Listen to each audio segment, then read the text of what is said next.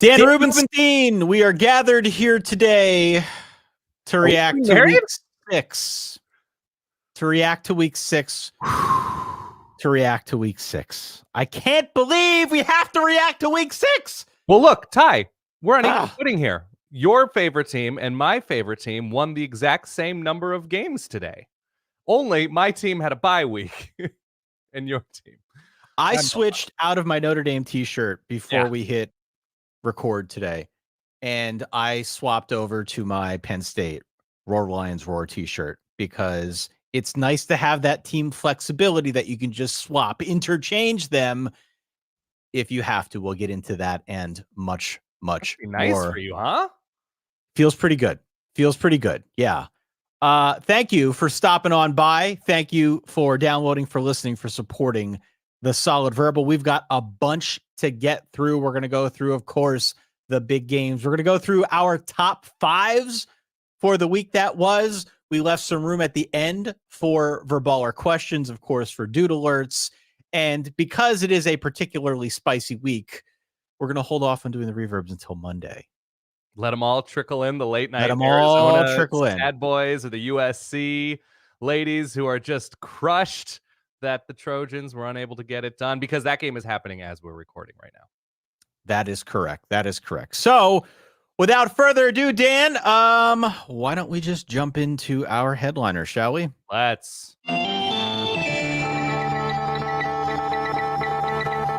The big one, I think, was the Red River Rivalry. Yeah, that was huge. It was enormous. It was a great game, and I was at different times shocked and different times thinking to myself, yeah, it's about right. Yeah, it's about right. And I don't know where you want to start with this, but this was the game with the biggest implications. I think both teams were in the top 12, something like that. Yep. So this one was the biggie. Here's what it comes down to. It comes down to belief, and it came down to belief because we knew Texas had been tested by Alabama on the road. Whatever your opinion of Alabama, that's the win of the year, essentially, thus far, just because of the talent on hand, just because of the coaching staff on hand. We did not know if we should believe in Oklahoma because of their schedule. So to pick Oklahoma is to say, I'm a Dylan Gabriel believer. I'm a believer in year 2 of Brent Venables. I'm a believer in this recruiting. Guys coming in like Peyton Bowen, the playmaker. Turns out believing in Peyton Bowen would have been a really good decision to make heading into this game. And for everything that would have been difficult to believe in with Oklahoma, considering how this game worked out last year without Dylan Gabriel, considering how the defense looked at various times last year, if you are a believer in Oklahoma and you are not an Oklahoma fan at any point, you feel something deep in your gut, in your loins, that I don't think a lot of people felt, given where Texas has been early on this year. So I ask you, Ty, what stood out to you in this game when you think about the rhythms of this game? Well, I mean, I think, particularly impressed by Oklahoma's defense. Yeah. Oklahoma's defense, was not exactly the 85 Bears out there. It was not what you would consider a shutdown defense. However, as you and I spoke on the phone while I was at the supermarket earlier, picking up some alcoholic beverages that I might had to have broken open. Wow. Wrong tensing, whatever. It's okay. In the event of a Notre Dame Louisville emergency. Oklahoma's defense performed pretty well. 23 offensive points surrendered to a pretty good Texas offense. I would say at times really good this season, given the weaponry available, given where the line has been, given the growth of Quinn Ewers. I think that's absolutely right. Given the context of where this Texas offense has grown into, seemingly really great performance from Oklahoma's defense. I mean, 23 offensive points allowed. Texas's first score was a block kick touchdown. Punt, yeah. Texas still had over 500 yards, but bear in mind this was a 49-0 loss last year for the Oklahoma Sooners. And in that game, and really all throughout the course of the year, whether on the field or off the field through the media, the Oklahoma defense was a punching bag. Ted Roof, especially on this show, was a punching bag. So the question now of whether or not this defense has gotten better, I think has been resolved. I feel like we answered that in large part before this week. But now, given what we saw holding down a good Texas offense in the manner that they did, you're only going to hold them down to some extent. I think that was pretty damn impressive. So for me, that was sort of, you want to talk about rhythms, you want to talk about takeaways, you want to talk about the main thing that you think of when you go back through and rewatch this game. It's the Oklahoma defense and how they performed. We could talk a little bit maybe about future ramifications and what this means in context. The other thing that I would throw out there, holy hell, was Dylan Gabriel good in this game. He would drive me nuts if he were my quarterback. I said that on the preview show, just because there is a casual element to his game, right? He's sort of upright because he can't really go much lower and see over the line. He doesn't throw a hard pass. He's not making throws that are bullets over the middle. He plays within himself, and he's just a gamer, especially given the injury history. Absolute gamer. What did you think of the beginning of the game? Because that was the nutty thing, right? With the turnovers, 2 pretty early picks for Quinn Ewers, but he bounces back well. He gets, he fumbles the ball when he takes the huge hit from Peyton Bowen, the freshman safety for Oklahoma, in the second half. But there's a lot of back and forth. You mentioned the punt block touchdown that Texas I think it was a corner for Texas, fell on in the end zone for 7. But look, it's a fascinating watch because both of these teams sort of stayed locked in. And there were, I think it was Fowler and Herbstreit on the call made mention of a few times where it's like, they're hitting hard, right? This is like, there's an extra little bit of energy on the field in the Cotton Bowl. And so for Oklahoma, Danny Stutzman at linebacker, especially making plays all over the field, like they just didn't back down. They found themselves in good places. They harassed Quinn Ewers often. And if you even look at the big plays that Texas was able to generate, whether it was through the air or Jonathan Brooks, he had the long touchdown run on the ground, they weren't bombing it over the top like they were able to do against Alabama, right? It was RPO stuff, and there were guys running wide open. There were big plays for Texas, but it wasn't the same kind of breakdown that we were used to seeing from this Oklahoma defense last year. And so it was calculated risks from Oklahoma. It was receivers not stepping up all the time for Oklahoma. I think it was Jaleel Farouk who had a couple big catches, and Nick Anderson obviously had the game-winning catch in the corner of the end zone. That's where I think Texas's biggest advantage in this game was, though it didn't really fully play out. Xavier Worthy made big plays. Play of the game, though, was Oklahoma stoning Xavier Worthy on that quick 4th down screen out wide on the goal line. Was it not? Yeah. I think it had to be. And I don't know if you felt this about, I made a YouTube short about this where it was just like, Texas is all gas, no brakes. They set themselves up for a game-winning or a potential game-winning field goal with 1:15 left. 3rd and 9, they don't even really try. It was sort of an unserious attempt at a first down with a rushing play. And it's okay to run it on 3rd and 9 if you're like, well, I've packaged it with a 4th down situation. And then they just turn to Bert Auburn, who has been a little bit shaky, but he nails the kick, but they leave Oklahoma a ton of time. And it felt like there were breaks in that moment for the Texas offense. I mean, Sark must have been at the same off-season conference as Jared Parker, because we can talk about that a little bit later on in the show. No, look, I mean, I think you're right about all that stuff. I mean, I would circle back to the beginning part of the game, right? Yeah. The beginning part of this game was everything a rivalry is supposed to be. It was frenetic. It was chaotic. It was both teams, I think, feeling some of the early game jitters. Yep. And eventually, as things normalized out, we got to see what each of these teams were made out of. The Quinn Ewers story, to me, is particularly interesting coming into this game because he had 0 turnovers on the year. Going into last week's game against Kansas. He threw. Going into last week's game against Kansas, he had no turnovers. He threw the interception. Today, responsible for all 3 of Texas's turnovers, 2 interceptions and a fumble. All told, had a pretty good statistical game. It was not a bad game from a stat standpoint. Even from a regular standpoint, it was still pretty good, but the mistakes were quite costly.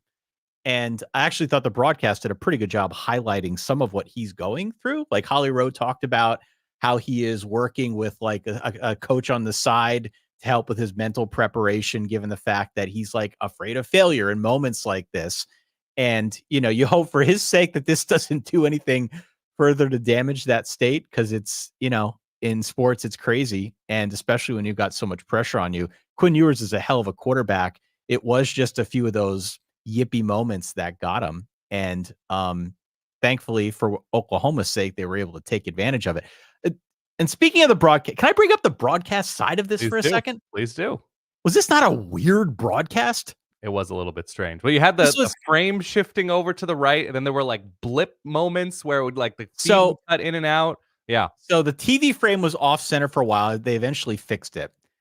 But the signal kept cutting out, apparently because the Earth and Disney's satellite are in direct line with the sun. And that causes something called the sun outage.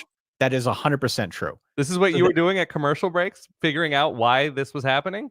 No, I was on the phone with YouTube TV. Not about that, but about the multi-view. Of course you were. Yeah. Of course I was. Got to stay on brand, right? Mm-hmm. I know this is a first world problem, but I'm going to bring it up here. Yeah.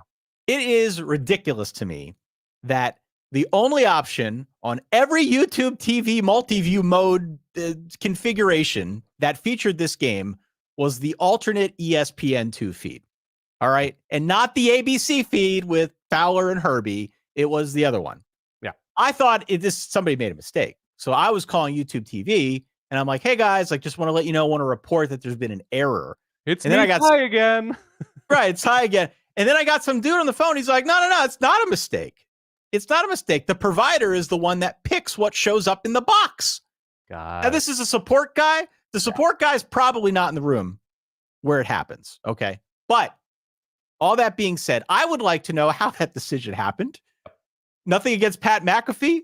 I like Pat McAfee a great deal, but it felt very odd to me that they would pick that particular feed to put in the upper left-hand corner of my quad box. And maybe somebody can dig in a little bit more to that, but that really the McAfee numbers. Listen, I'm not a conspiracy theorist. Okay. People were tweeting that at me because of course I tweeted about this to keep on brand. But I would like to know more about the decision to put that feed on my TV in a smaller box than putting the ABC feed. Anyway, can I bring this back and conclude our Texas Oklahoma recap? Please do. Oklahoma has some serious juice. Oklahoma has some serious juice. They go into a bye week. I don't believe they play any other viable team that can do you want to them if they play like this? I mean, do you want to talk about 12 in Oklahoma? 12 and Oklahoma. Was that something you came up with, or is that something that you saw online? I did not see it online. I'm sure it exists online. Okay. Great minds. 12 in Oklahoma. The worry is Dylan Gabriel's health. Obviously, that's been a concern over the course of his career. Again, if they bring the juice like they brought it against Texas today in Dallas in the Cotton Bowl, it's not even a take at this point. They're looking very strong, especially if the receivers continue to improve. Shall we go to our next biggie, our big matchup? Let's do it. Let's go to Alabama, Texas A&M. Dan, this is a big guy. Yeah, this was huge. 26-20. Alabama wins the game over A&M on the road. I don't know if I want to play the sound. We may have a zombie Alabama situation brewing. Okay. We may have one brewing. So the zombie Alabama situation, for people who are listening, don't know what we're talking about. Zombie Alabama is when Alabama tastes its own blood and then turns into a zombie that you cannot kill. Yes. And I started to get that zombie Alabama feel again, watching Jalen Milroe in some key moments, watching him drop back. When Jalen Milroe has time to throw, and when he's got a guy streaking down the field, he's very good at throwing a deep ball. There were some beautiful passes. Yeah, it started out with Isaiah Bond earlier on in the season, and Jermaine Burton and Milroe had a nice connection. Yeah, continue. When he has time to throw that deep ball, there's a lot to like about his game. There also are other moments, like the interception that he floated over the middle in the early portion of the third quarter, whenever it was, that make you remember, we're still having some questions about this quarterback thing at Alabama. But look, career highs for him on the passing front, 321, 3 touchdowns, did have that one pretty bad interception. But what they did a good job of in this game, if only because the line gave him time for some of those deeper routes to develop, when he does not have to make that quick decision, when it's not like a bang, bang read and quick throw it over the middle, when he has a chance to really set his feet and throw, he can be damn effective. And he was in this game. He was really, really good. This was, I thought, a bit of a coming out party for him. I thought the fact that Alabama was able to win this game against a tough defense on the road, pretty much on the power of his arm and passing ability, was a pretty big hurdle for the squad, because that is not something we have said to date. It has been an offense that we have thought first and foremost as a running offense, and they just did not get it going on the ground. No, they didn't run. Bro, They didn't run. They didn't have to, right? It was Jalen Milroe. They had an opening. They took it. They trusted him to make those plays. And I think that's really significant for what it could mean for Alabama the rest of the way. You just spent so much time saying so many correct defensible words without mentioning Texas A&M at all, which is, I mean, it's sad to talk about Texas A&M. They're up at halftime, 17-10. Obviously, Max Johnson, backup quarterback. There's talent on both sides of the ball for A&M. Look, it's really interesting receivers with Moose Muhammad and Evan Stewart, Anaya Smith. I think it was Evan Moss in the backfield making plays. They've got no offensive line. I think at one point, the center tripped over the right guard's leg at the same moment that the left guard got pushed back, and two guys ended up on the ground tripping over each other on I think it was like on 3rd and 10 or something like that. Yeah. There's a lot to like about Texas A&M. There's not a lot to like about this offensive line. There's not a lot to like about how the secondary seems to be being coached at times. And there's certainly, this is an offensive line that needs to be overhauled. And they just had no answer, especially when you're protecting a quarterback in Max Johnson, who, we talked about this, tends to hold on to the ball too long. And you're coached by a head coach who, once again, shrinks away. You mean shrinkage? Yes. Significant shrinkage. After Significant the game, shrinkage. Yeah. They how many points did they score in the second half of this game? 3 points? Yeah. Yeah. So they're up at halftime and they lose the second half 16-3. I think the concept of making adjustments at halftime can be a bit overblown, considering, right, you got to get to the locker room. Guys are going to the bathroom. Guys are rehydrating, whatever. There's a lot going on at halftime for you to be like, all right, forget the quarter stuff we were running. This is how that's not happening at halftime in the way that I think a lot of us hope it does when we're rooting for our teams to make and take advantage of those moments. But Alabama got more comfortable, and maybe it's a mental thing. And Alabama's offense, you're absolutely right. There's no identity to it beyond, let's hope Jalen Milroe makes a better play than that last one, or that the one that he, put on tape 5 plays ago or whatever. And he seems cool, calm, and collected. I don't know if he has the poise in the pocket to step into throws consistently on rhythm, but he also, I think on one of the touchdown throws to Jermaine Burton along the right sideline, I think that was like his 4th progression. You could see him scanning left to right. So it's not like he's like a one guy and go. And he's good, but he's kind of high-pitched good. Like, he's good, but you're not convinced he's obviously to a Mac Jones, Bryce Young. No, he's not. He's not. And let me make another point on Alabama. Enough, right? I mean, good enough. Absolutely good enough. I mean, there's still a lot of teams that would take that break and level bake of play. cookies aren't great, but they're good enough, Ty. When they're good enough. Cookies. No, they are. We should probably talk about the Alabama defense. Let's.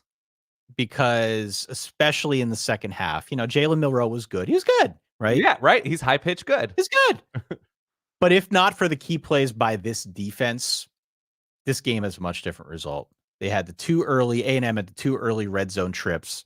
They came away with 3 points. Bama had some key sacks. They had a block kick. They forced, by virtue of their pressure, a holding penalty in the end zone for a safety. They did change the tenor of this game with their defense in a way that over the course of 60 minutes really, really started to add up. Bama was not flawless on the offensive side of the ball. I mentioned the bad interception.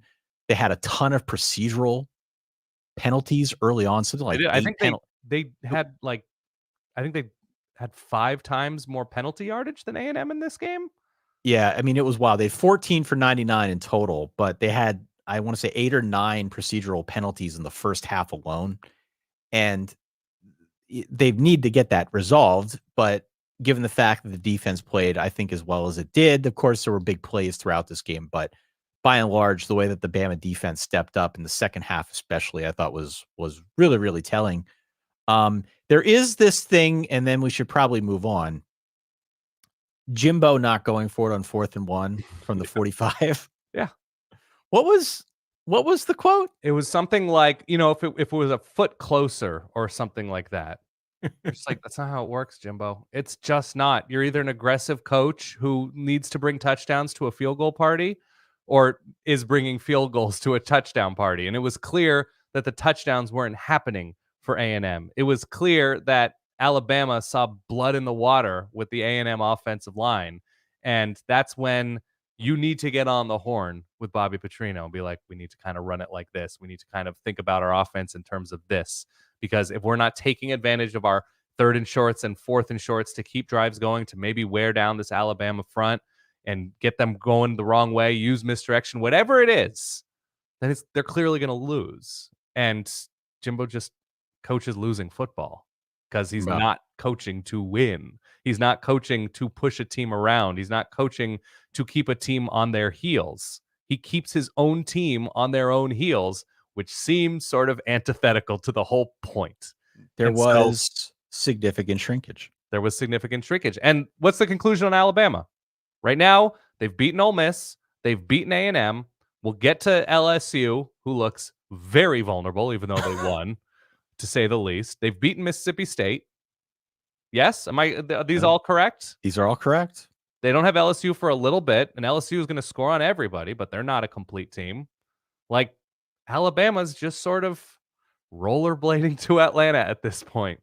They're just gliding through, and there's not much in their way. And I don't know. It's wild to think about, given the still obvious limitations of this Alabama team. Let's go to the next game, Dan. Yes. Guess who just got murdered? That'd be the Notre Dame offensive line, Dan. Oh, can I jump in real quick? Does anybody feel good about their offensive line in America? Maybe Michigan. Yeah. Maybe Georgia. After the first couple of weeks, I don't know if people felt, first month, I don't think Georgia fans felt amazing about their offensive line. I think there's 7 fan bases that would say, feel pretty good about my offensive line. It's a weird year like that. And half of them are in the Patriot League. Yeah, look, 33-20.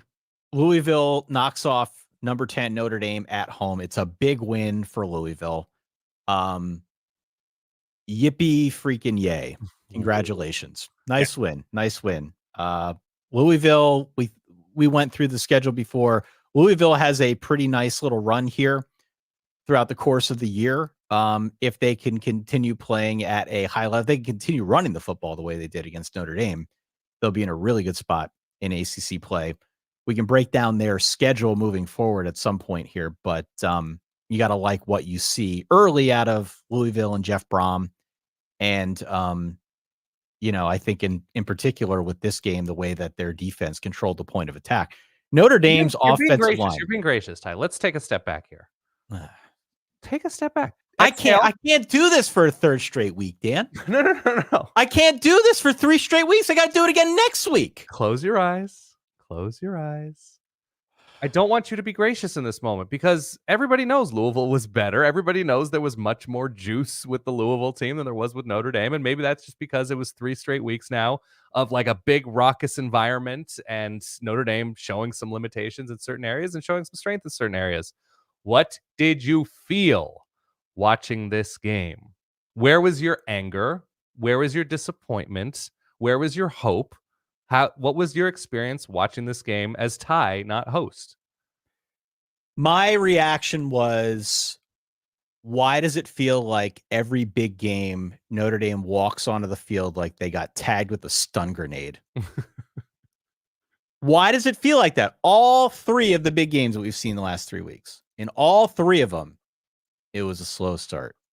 Yeah. In all 3 of them, it felt like very conservative play calling until they didn't have a choice. If I know they're running, there's a pretty good chance that Ryan Day and Jeff Brom and Mike Elko know that they're going to run the football, right? Notre Dame at this point seems so committed to the run that they can't break it off when they have to, right? Right. They almost stick with the run too long. Audric Estime could not get it going last week. He didn't get it going this week. Last week, I guess, with the exception of a few key moments. But this week, it never happened. They started turning it over more to Jeremiah Love. I don't like what they're doing on offense right now because I don't know what they're doing on offense. They should have just let Sam Hartman throw it more. Now, he finishes with 3 picks. Right. Well, some of those were his fault. Some weren't. I mean, I blame the offensive line for most of it, to be frank with you. I mean, the fact that this offensive line, which everybody talks about coming into the season as so many potential, and a Joe Alt, he's a potential top 10 pick. Joe Alt got put on his butt. I don't know if you saw that clip in this game. I did not. Fisher, I'll look it up. We have this line supposedly that is going to be draft worthy, and this is now like the second straight week against a team perceived to be less than, where that offensive line got dominated, where that offensive line couldn't establish a ground game, where that offensive line was giving up a ton of pressure to Sam Hartman. So, from my standpoint, that's unacceptable. From my standpoint, the other thing that I would say as a Notre Dame fan is, again, we have questionable coaching decisions. I know it's easy to second guess going forward on a 4th and whatever circumstance later in the game, deep inside your own territory. There were 9 minutes left in that game. It was something like the 35-yard line is where they went for it. Yeah, and it 11. It was a 4th and 11. Marcus Freeman decides he's going to go for it. I don't mind the aggressiveness, but the fact that they could not give Sam Hartman any time to do his thing is just, that was not going to change whether it was 1st or 4th down or regardless of what blocking scheme they called. They were just outmanned up front. Louisville wanted it more, either that or they were just flat out better. I don't know. But between some of the questionable coaching stuff, between some of what I've seen over the last couple of weeks, where it just feels to me like they go out there and they're timid to start the game with an offense that feels to me like it doesn't have much of an identity beyond we're going to run. And then if we don't get the run working, we're going to try it again. Like, for the first time, what I really started feeling was, is this the right coaching staff? I mean, is this the right coaching staff? Louisville out Notre Dame with the way they went straight at the Irish. Jawar Jordan was incredible. The offensive line was very good. Mostly Notre Dame's front actually really did hound Jack Plummer a good deal. But in terms of blocking for the rushing attack, I thought they did a nice job. Especially, they just sort of went off tackle a lot right at Notre Dame. And it seemed to work. Notre Dame seemed to tire as the game went on. And I think you're right that they're trying to play bully ball, but they've got the slow mesh quarterback. They don't really have the wide receivers to go over the top if bully ball is working in play action. It's just doesn't feel like it's an offense that's off the ground at all. It feels like the commercial, I forget what for, when they're using a hammer to try and drive something into a piece of wood and the guy says, just keep hitting it. Just keep hitting it. That's their offense right now. We're just going to keep running it. And if it works, it works. If not, it's going to be late in the game again when suddenly you've got to turn it over to Sam Hartman. You got to go 5 wide and you got to start throwing the ball. Yeah. And so at some point you have to not be as rigid with that scheme, identity, whatever the hell you want to call it.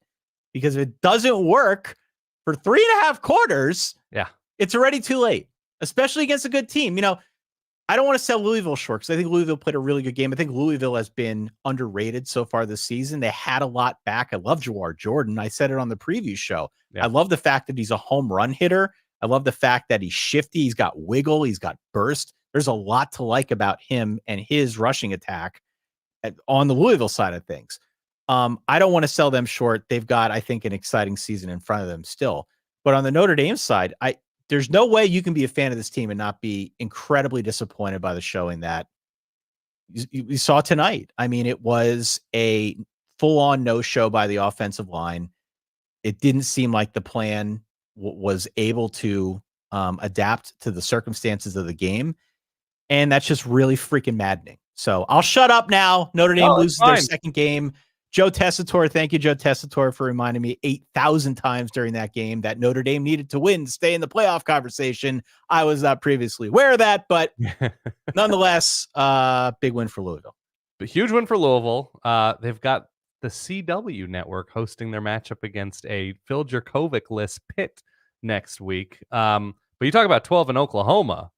I don't have a wonderful pun for you, but Pitt Duke, likely without Riley Leonard, Virginia Tech, Virginia, Miami, who quite literally fumbled away a win against Georgia Tech tonight, and Kentucky, who lost by a bajillion to Georgia. It's a nice little runway for Louisville moving forward. It's a nice little runway. You ready to go next? Ready to go next. Let's go out west real quick. I liked UCLA in this one. It was a bit of a comeback matchup. UCLA very quietly, in the spirit of what a game at UCLA in the Rose Bowl sounds like, very quietly has played really good defense this year. And Wazoo has played in a couple big games. We saw Wazoo host Wisconsin and beat them, host Oregon State and beat them. So they've played in these big time moments that UCLA really hasn't, other than an unimpressive loss to Utah. UCLA comes back mostly on the ground, mostly with defense. They're playing a 5-star quarterback who is able to show flashes, but still throws like just awful pick sixes at the same time, deep in Wazoo territory. This was the game of the day to me, daytime, but as we're speaking, Arizona is currently beating USC. Right. So I'm not going to belabor the point with UCLA. They were down. This game was close with 2 or 3 minutes left in the third quarter. They ran all over Wazoo. And the power dynamic, I think, remains sort of unchanged depending on what happens with this Arizona-USC matchup. But UCLA has like a top 15 or 20 defense probably in the country. Well, that's disastrous recently. So UCLA 25, Wazoo 17 is your final score. Yeah.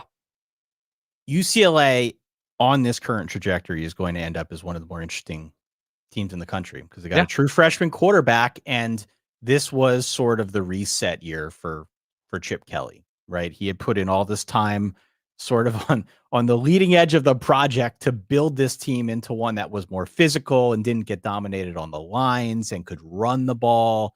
It took a while to kind of mold DTR into who he wanted him to be. And then a lot of guys left the program, and it was kind of starting over with Dante Moore. And Dante Moore is certainly not a finished product at this point. He shows flashes, but what I really think is the story clearly is the defense. I mean, they held Cam Ward under 200 yards passing. They forced 4 turnovers. It does not seem like a mirage to me. It is definitely a better defense than a year ago. The question, I guess, as we get into more of the Pac-12 season will be, is the defense good enough to overcompensate for what I believe will be more Dante Moore mistakes along the way? Because I think you're just gonna get that with a freshman quarterback. We've seen the flashes, we've also seen the mistakes. You saw the pick 6 in this game, especially, which was particularly ugly. Yep. But provided the defense is not a catastrophe, I say it all the time about marginal improvements on the defensive side of the ball. If you already can play offense, I don't know what that looks like for UCLA. It's part of why I don't want to pat myself in the back too much. Well, I was high on UCLA coming into this season because it felt like they had a lot of pieces, but to say that I predicted that their defense would look this much better, that would be a lie. I didn't. By the way, and just in terms of their offense, real quick, and we're going to get to Ohio State, Maryland. These are the defenses that they're facing moving forward as their offense tries to improve. Oregon State, Stanford, Colorado, Arizona State, USC, Cal. This, I don't know if we can like name this week like posthumously, even though it's technically not over yet, but there's a nice little road moving forward for a lot of these teams that are showing more and more. So I don't know. Should we get to Ohio State, Maryland?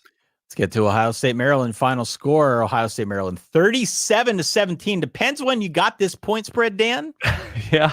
Right on the number. If you got it 19.5, you're feeling good. If you got it 20, you didn't lose anything. If you got it 20.5 or a little bit higher, then that's bad beat.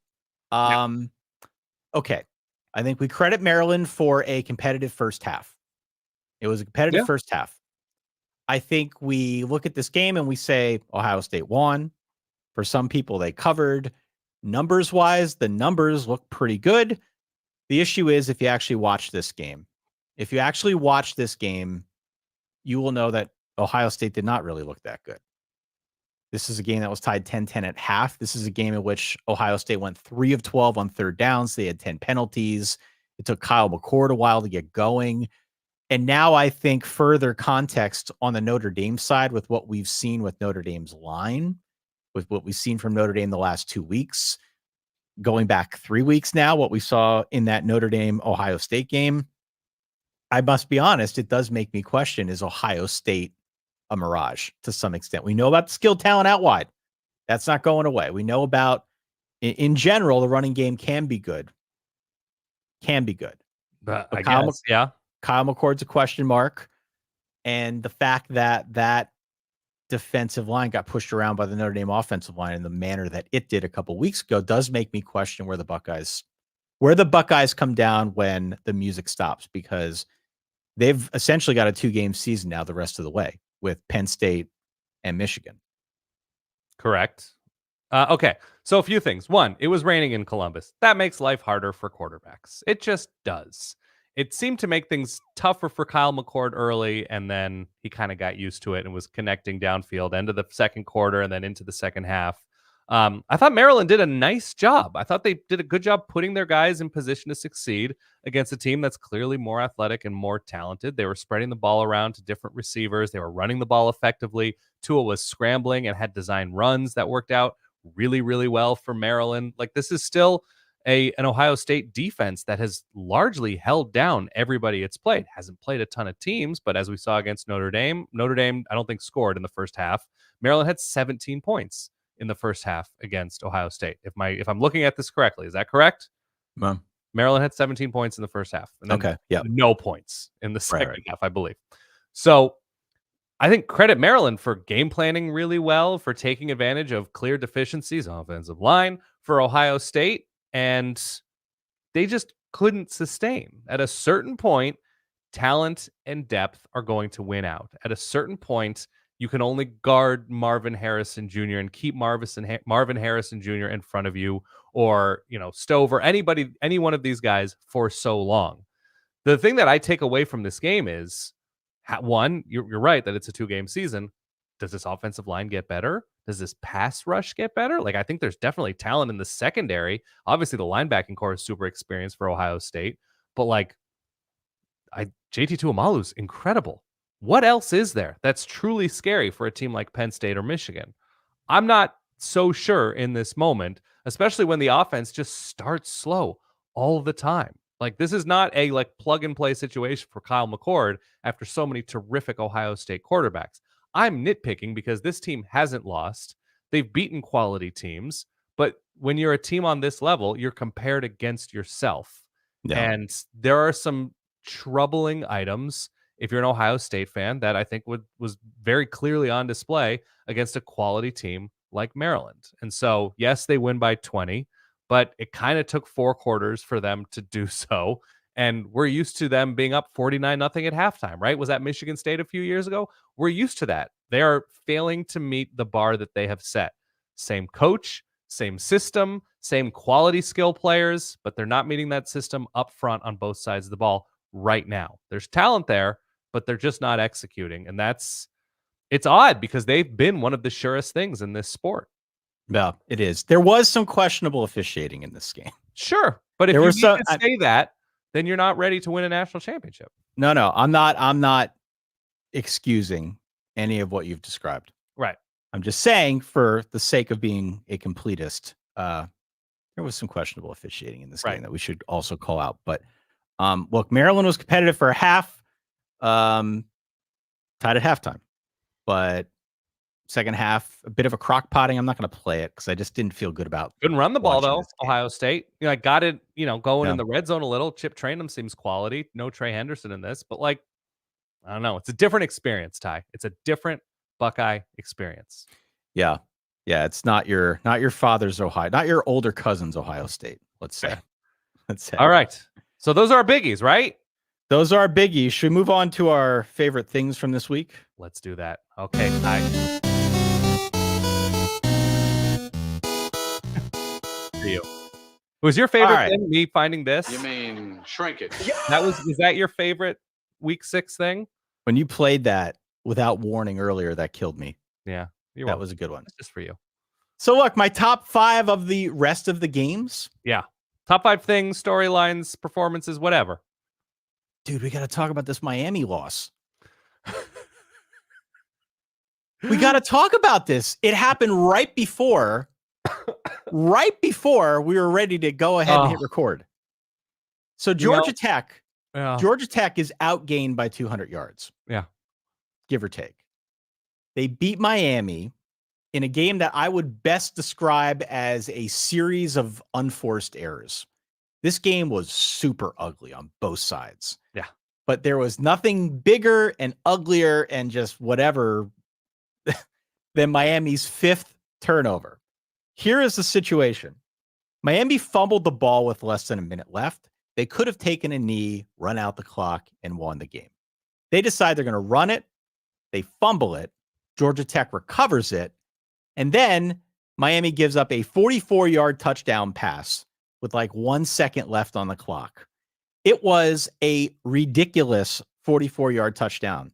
It was not one of those Hail Marys where Haynes King scrambles around and just chucks it up. Like the javelin that he usually looks like he's throwing. Yeah. This was essentially like 5 Miami defenders being caught on their heels. Yeah. And a Georgia Tech receiver running unabated behind them, catching a ball in stride and going into the end zone. So Georgia Tech wins in ridiculous fashion on the road in Miami, a game that I locked up. Yeah. 23-20. How can that not be one of my favorite things? That was one of the more ridiculous coaching moves at the end there that I've perhaps ever seen. Well, it's not just letting Haynes King throw wild. It's you just need to kneel the ball and you fumble it. And that's not even the first time in the last 5 years. That's like Mario Cristobal did that at Oregon with CJ Verdell against Stanford, where they just need to kneel it. And I understand being aggressive and leaving no doubt, whatever. Well, we've been left with some doubt about Miami in close games. Georgia Tech just lost to Bowling Green. They just demoted their defensive coordinator because they lost to the mighty Falcons of Bowling Green. And Georgia Tech just went into Miami and played a team that looks like an XFL team with those like glow in the dark uniforms, the all black with the neon green and orange. And somehow, some way, they were able to win this game. And it's poor coaching, poor decision making. And this is a great time of year because inevitably, 2-3 weeks into the season, it's a very like first month of the season thing where it's just like, I don't know, guys, this is looking like a new blank, right? Yeah. This is looking like a new Miami. This is looking like a Mario Cristobal The turned over swagger the is back. Shannon Dawson, look what they did to Texas A&M. They're just drilling them deep. Didn't mean to come across talking like that. But Georgia Tech is able to win this game. Georgia Tech wins 23-20. We've got vintage Miami. We've got vintage, like Mario has brought Miami back, but just to like the low points of the Mark Richt era, of the Manny Diaz era, not necessarily the Butch Davis era. And so, look, they're going to have these peaks and valleys all year long. They like TVD look not all that good for most of this game. No, and 3 interceptions. But whoo. Yeah, I mean, I this don't know how you was lose that game. This was an ugly game for everyone other than Xavier Restrepo. Yeah, I mean, James Williams had a great pick in there near the end of the game. That seemed like it was going to be a game changer. No, you can't lose like this. You just can't. That's number one. That's number one of my top 5. Yeah. Number 2, good for Oklahoma State. That's good true. for Friday Oklahoma night. State, man. I've been ripping Oklahoma State since last year, and they just cruised past Kansas State on Friday night. 29-21 was the score.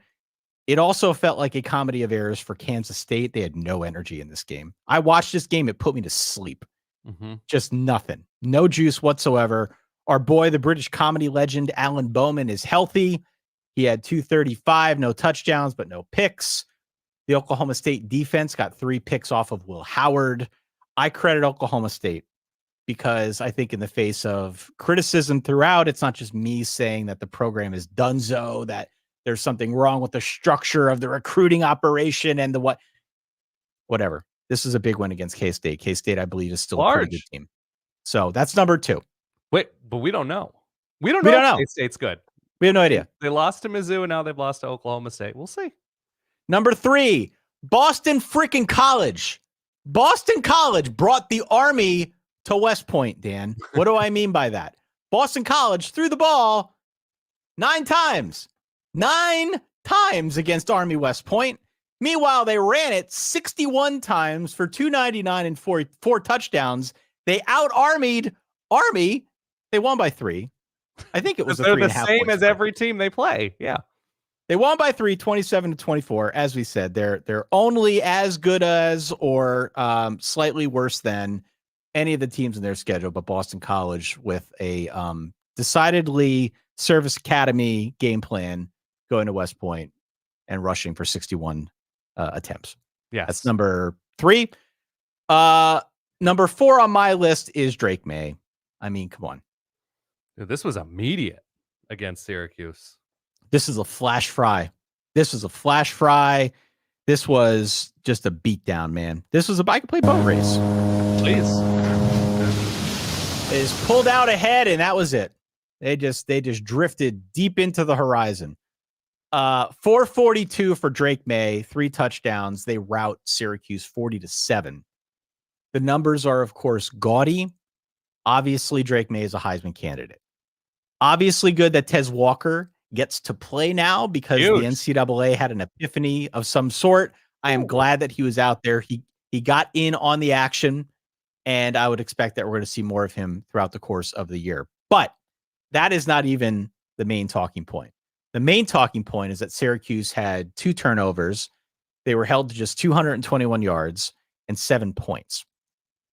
I've been saying it. You've been saying it for 3 weeks now. Mhm. But North Carolina, with the defense, Yeah. I can't believe I'm saying it, but North Carolina with a defense.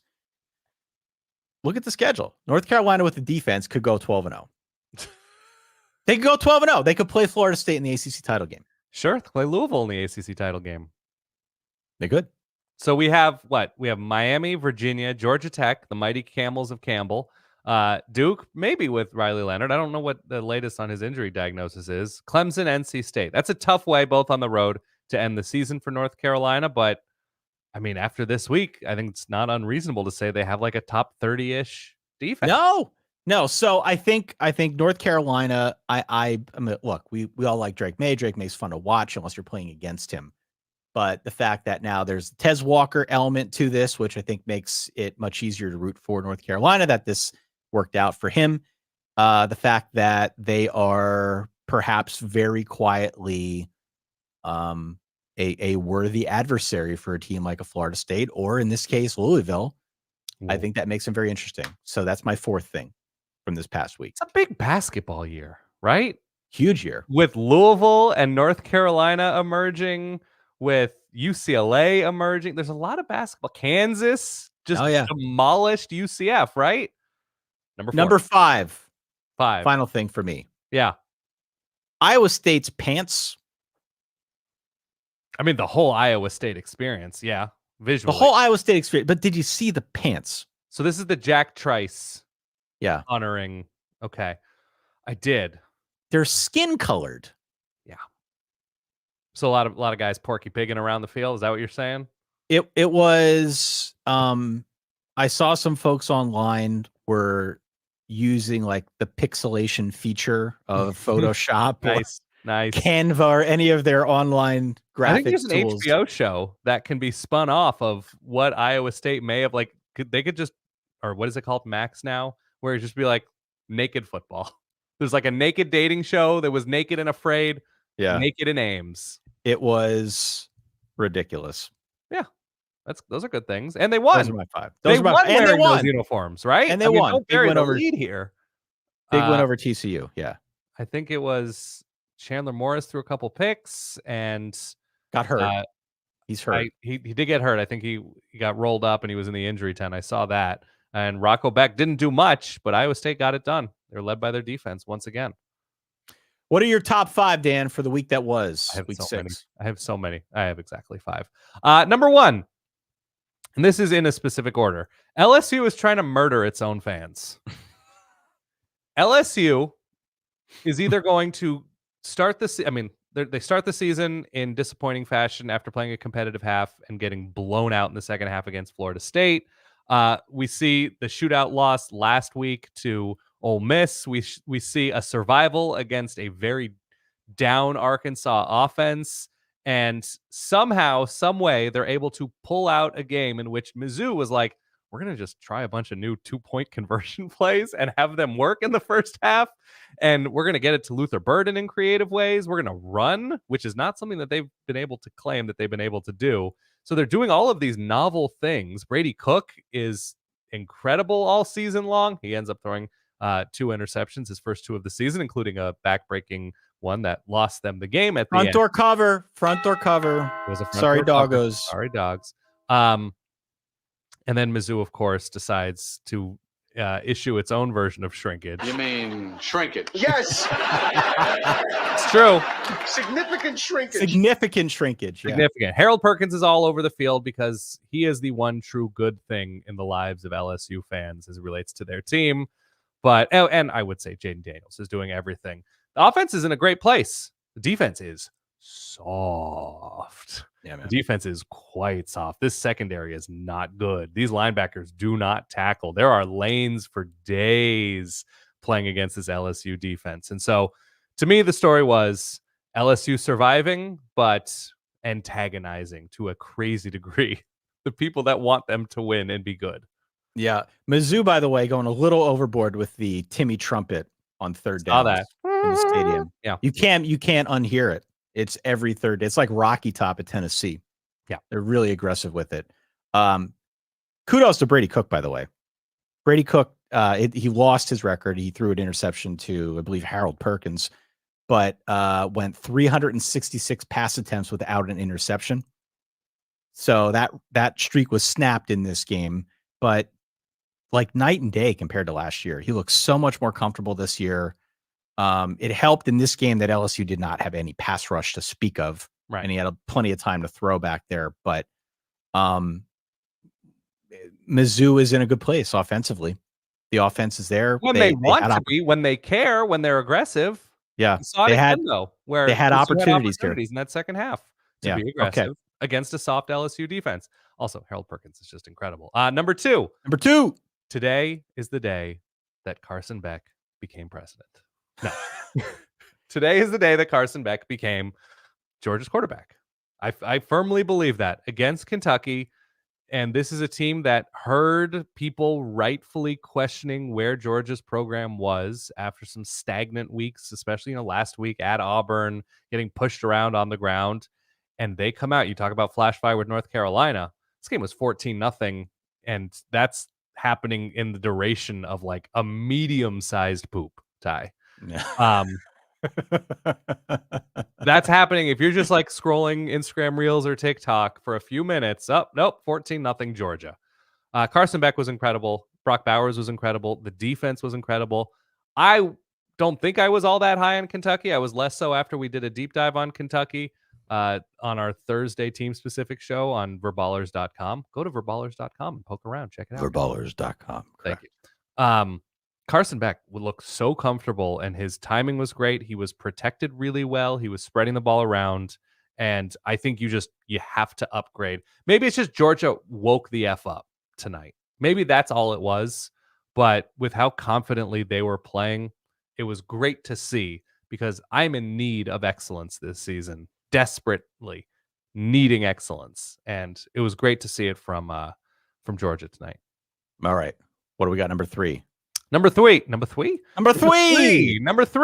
How about the Wyoming Cowboys not scoring in the second half and beating the ranked Mountain West Fresno State Bulldogs at altitude, no less. There it is, of course. I mean, Wyoming might be really good. They were right there with Texas in the fourth quarter. They beat Texas Tech. Now they're beating Fresno State, who was kind of owning that matchup. Andrew Peasley, just a playmaker.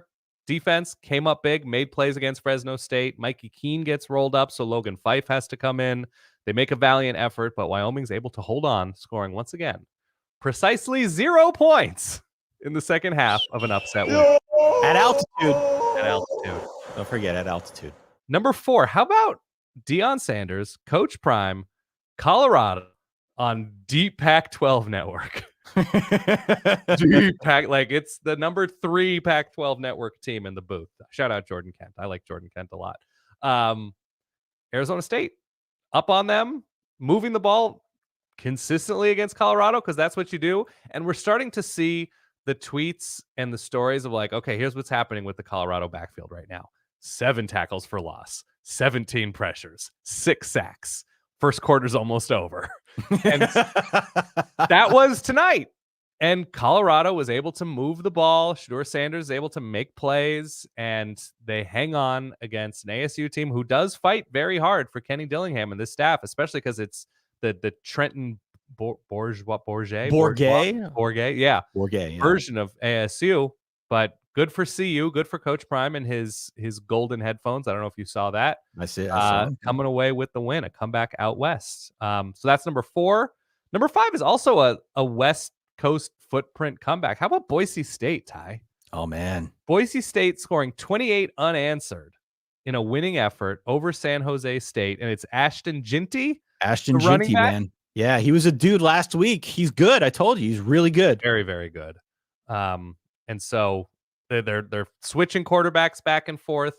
Boise State getting it done. The Mountain West looks pretty open right now. Air Force in control, but right now, that's my top 5, mostly because it's still Pac-12 after dark. We still have Cal Oregon State, I believe, in the fourth quarter. Oregon State up 17 and a bit of a shootout, 49-32. USC, 5 minutes left in the third, has taken the lead. Pac-12 after dark. Arizona was up 17-0. It's currently 21-20 USC. You like that? So snapping my fingers over here. I like that's that a my lot. top 5 right now. The 5. I mean, are there other results, other games, anything that stands out to you? We got dude alerts. We got dude alerts. We have dude alerts. Who are your dudes, Dan? It's not who my dudes are, Ty. It's who the people's dudes. Who are the people's dudes? I'm pulling it up right now. Here we go. Dude alert. We've got Alex Hale, the entire Georgia Tech team, Mason Graham, Mario Cristobal's shrink, Haynes King, Eric All, which, by the way, Iowa over Purdue. I think Eric All had 97 of 110 possible receiving yards in this matchup. So good for Eric All, the Michigan transfer. Taj Brooks, good for Texas Tech, building the whole plane out of Taj Brooks as they get their comfortable win over Baylor. Jawar Jordan for Louisville. Oh, man, so good. He was so good. We're getting a lot of Cristobal here. Kansas's offensive line. Did you see exactly how Kansas beat UCF? They won in my most favorite way, and you described this a little bit with Boston College.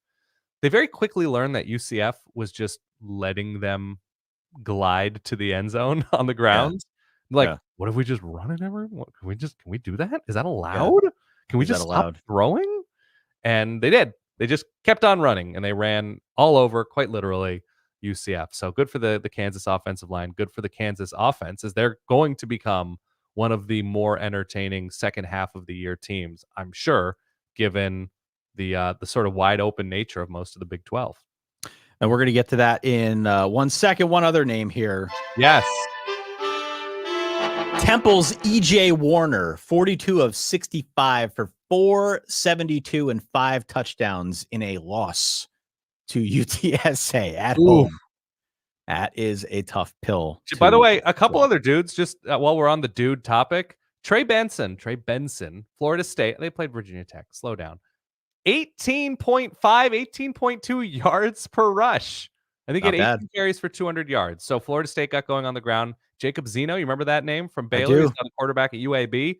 They sliced and diced and shredded USF. So Trent Dilfer, maybe his message on is resonating with the Blazers of UAB. So that's good, at least. He's like the teacher in Charlie Brown. Yes, he very much is. Okay, should we get into some questions? Let's do a few questions. We saved some time for it. I want to ask you a bunch of questions. And I want to have them answered immediately. Andrew on Twitter wants us to rank the Big 12 teams outside of Texas and Oklahoma. Ooh, that's difficult. Okay. We don't even got to rank them all. Let me ask you a better question. Rank 3 through 5. 3 through 5 in the Big 12 right now. Yeah. It's harder than you'd think. Okay. I'm going to say West Virginia, Texas Tech, Kansas State with a little bit of the benefit of the doubt in there. Is that crazy? I think you got to put Kansas State in there. I think you have to put West Virginia in there. West Virginia beat Texas Tech. If you feel better about Texas Tech, now that was Chuck getting hurt and Baron Morton coming in, but like, do you want Kansas over Kansas State? They haven't lost an embarrassing matchup. I would put BYU in there. You would put BYU. That's not unreasonable. I think BYU, if only on the power of their defense. Their defense has been pretty good.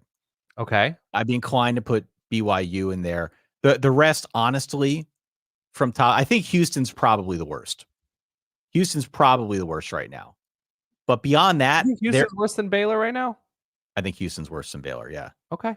But I think beyond that, and really, you get outside of those top two teams, which I do believe are a rung above the rest in the Big 12. That does not mean they won't lose to one of those other schools in the Big 12, because we've been watching Big 12 football long enough to know that will happen the deeper we go into the season. But for now, we didn't mention Kansas. How do we not mention Kansas? Well, Kansas. I said, did I not mention Kansas? I said, should we swap Kansas in for Kansas State? Yeah. So Kansas definitely is, I think, is one of those three. Okay. One of those three. Kansas, Kansas State, and I would include either West Virginia or BYU. And not Texas Tech. Yeah, not Texas Tech. I think I would put Texas Tech over Kansas right now. I think I would, but I don't know. Next question. Next question from Mike on Instagram. If Iowa played with, you're going to think I'm asking this question to be a jerk. I'm not. Okay. It's a serious question. It's Mike, right? It's Mike's question. If Iowa played with no wide receivers, would the offense be better? Yes. It would be better because you wouldn't have to waste time in practice teaching receivers to run routes and block on the outs. You just fill it up with tight ends. If Iowa went full Navy, full Army, full Boston College, in they just ran 14 personnel or 23 personnel or something like that all the time. If they just did that, would they be better? They're kind of already doing it. Well, because of how disappointing their offensive line has looked at times this year, they could certainly use more tight ends on the field, I guess. They lost their best tight end in Luke Lachey earlier in the year. Yeah, you know what it would point to? It would point to a very specific vision and identity, which I don't think they have right now. And look, they've always wanted to do this. If you were to give, a vat of truth serum to Kirk Ferentz, which is probably just regular Coke instead of Diet Coke or something, then you are going to get an answer of build the whole team out of Sam Laporta or whatever. That's his dream. So yes, they would be better because they would have a very specific identity to play to in the way that service academies do or air raid teams do. That's right. They would be very, very specific. Iowa, by the way, beat Purdue. Iowa's 5-1, albeit kind of an ugly 5-1. They still reverse frosting is alive. Reverse frosting is alive. 20-14. Iowa wins. Final question on the day. Tom on Instagram. Yes. Who is your top 4 after week 6? Top 4 teams right now? I think we go Michigan and Georgia in some order. Michigan demolished Minnesota. And Georgia demolished Kentucky. That was a quality win. I agree. Obviously, Texas falls out of that equation. Texas was up there pretty high. The question is, how good do you feel about Oklahoma after that Texas win? And then what about the rest of college football? We've got a slew of teams that you could make a pretty good case for them in that 4 slot. Okay. It would be Georgia, Michigan, Oklahoma, and number 4. Oh man, it's Washington. I guess Washington. Yeah.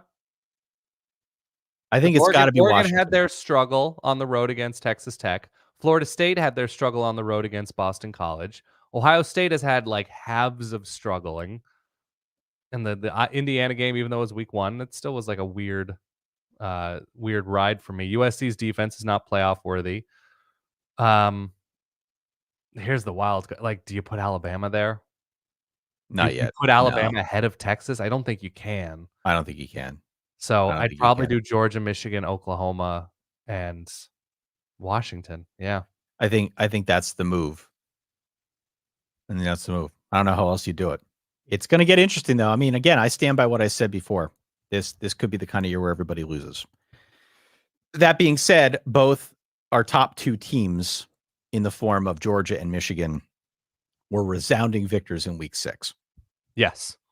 So unless something drastic changes, that will probably remain the case throughout the duration of the season. But we'll see. Unless they pull a Miami and just fumble it at an inopportune time late. It could happen. You never know. It could happen. Clemson beat Wake Forest by 5. Northwestern beat Howard by 3 on homecoming day.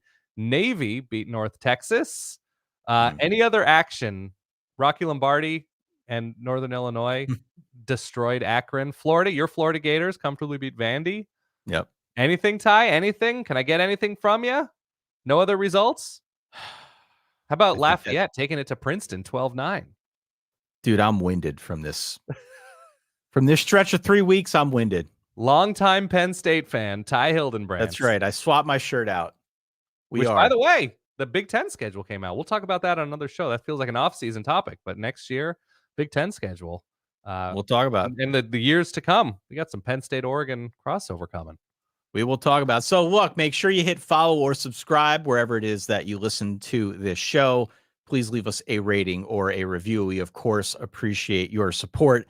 Do check out verballers.com where you get access to all sorts of bonus features, get ad-free episodes. You can play in our games, access to the Discord server, bonus episodes. We do scheme breakdowns. It's a whole thing. Verballers.com. You want to check that out if you like the show. Dan Rubenstein, we are recording this late at night. It has been quite a day. It's been quite a few weeks for me. Thank you. Okay, continue. Just go deep with that. Let's call it an evening. We will catch you all. I don't even know when. Time is killing me. Earlier on in the week. For listening. Man, I can't believe they lost that game. For that guy, Dan Rubenstein, for myself, Ty Hildenbrand. Stay solid. Peace.